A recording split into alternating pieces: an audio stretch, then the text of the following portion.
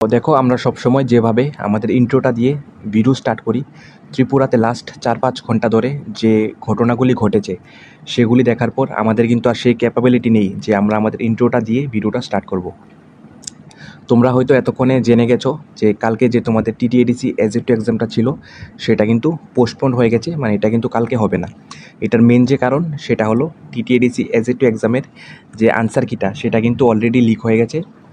এটা বিভিন্ন WhatsApp group বা টেলিগ্রাম গ্রুপ, সেখানে কিন্তু এই আনসার কিটা ভাইরাল। তো এটার সাথে কে জড়িত, কিভাবে জড়িত, তো এগুলি যদি ইনভেস্টিগেশন হয় তো বের হবে।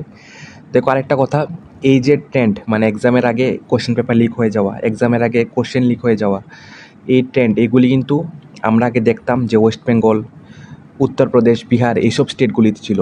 এখন কিন্তু মোরলেস এটা কিন্তু এই ট্রেন্ডটা ত্রিপুরাতেও কিন্তু আস্তে আস্তে চালু হওয়ার পথে। আমরা কিছুদিন আগে দেখলাম যে টিপিএসসির যে ইঞ্জিনিয়ারিং সার্ভিস এক্সামটা, এখানে কিন্তু আনসার কিতে ঘাপলা ছিল। কোর্টের বলেছে যে আবার আনসার কিটা রিপাবলিশ করতে। তো রিপাবলিশ হলে আবার যে মানে প্রিলিমসে মেরিট লিস্ট সেটা কিন্তু আবার পাবলিশ হবে। তো আবার এই টিপিএসসি ঘটনার পরে এখন আবার নতুন কাণ্ড করলো টিটিএডিসি। তো বলতে পারো যে এই যে ঘাপলার ট্রেন্ড এটা কিন্তু এখন আস্তে আস্তে ত্রিপুরাতেও চালু হওয়ার পথে। এটা হয়তো অনেক খারাপ লাগতে পারে, কিন্তু এটাই সত্য। এই ট্রেন্ডটা কিন্তু এখন ত্রিপুরাতেও প্রায় চালু হওয়ার পথে। দেখো, টিটিএডিসি একটা এক্সাম নেবে 110টা পোস্টে। এই একটা এক্সাম নেওয়ার জন্য ওরা এত ক্যান্ডিডেটসকে, মানে এত বেকার আনএমপ্লয়েডদের এত হয়রানি স্বীকার করছে। প্রথমত ওরা কী করলো, প্রথম ওরা এডমিট কার্ড বার করলো, এডমিট কার্ডে কত ভুলভাল। তারপর আবার এডমিট কার্ড অনেকে জমা দিয়েছে আবার এডমিট কার্ড ঠিক করার জন্য, তারপর আবার এডমিট কার্ড পাবলিশ করলো, তারপর আবার ওরা ভুল। এখন তো আবার মানে সব কাণ্ড ছাড়িয়ে এখন তো ওরা করলো আনসার কি, মানে লিক। মানে কে লিক করলো, কিভাবে লিক হলো, এটা কিন্তু টিটিএডিসি অফিসিয়ালস ফুল তারা একটা প্রেস মিট করেছে। তোমরা চাইলে প্রেস মিটটা দেখতে পারো। আমরা ওই প্রেস মিটের লিঙ্কটা এই ভিডিও ডেসক্রিপশন বক্সে আর কমেন্ট বক্সে দিয়ে দেবো। তোমরা চাইলে লিঙ্কটাতে ক্লিক করে যে ফুল টিটিএডিসি অফিসিয়ালের যে প্রেস মিটটা করেছে তোমরা কিন্তু এটা দেখতে পারো। তো এখন আপাতত এটাই খবর যে কালকে কিন্তু এক্সামটা হবে না, এক্সামটা কিন্তু পোস্টপন্ড।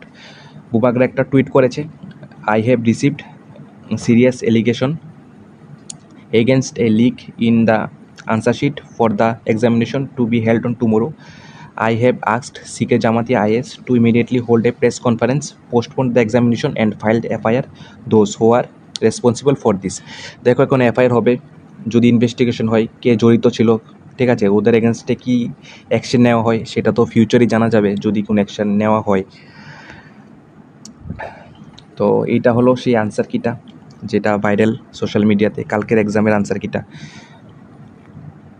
তো এখন তো কি বলবো, মানে যতটুকু আমরা প্রতিবার জানাই, যতটুকু আমরা শেমলেস বলি, এটা কিন্তু কম হবে। কারণ টিটিএডিসি একটা এক্সাম নেওয়ার জন্য মানে এতটুকু হয়রানির স্বীকার করছে, এটা কিন্তু মানে বলার বাইরে।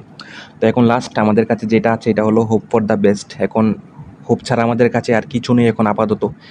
তো দেখি কি হয় ফার্দার হয়তো তোমাদের আবার এক্সামের ডেট দেবে, তো এক্সামটা হবে হয়তো, এক্সামটা তোমাদের আবার 7-8 বা 10 দিনের মধ্যে হয়তো তোমাদের এক্সাম ডেট আবার দেওয়ার একটা চান্স আছে।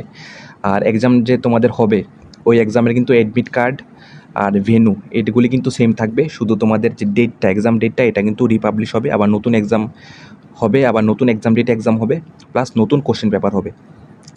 তো হোপ ফর দ্য বেস্ট। এখন আমাদের কাছে তো এখন আপাতত হোপ ছাড়া কিছু নেই, ঠিক আছে। তো তোমরা যেমনভাবে তোমাদের প্রিপারেশন কন্টিনিউ ছিল, তোমরা কিন্তু তোমাদের প্রিপারেশন কন্টিনিউ রাখো, এক্সাম কিন্তু হবে, ঠিক।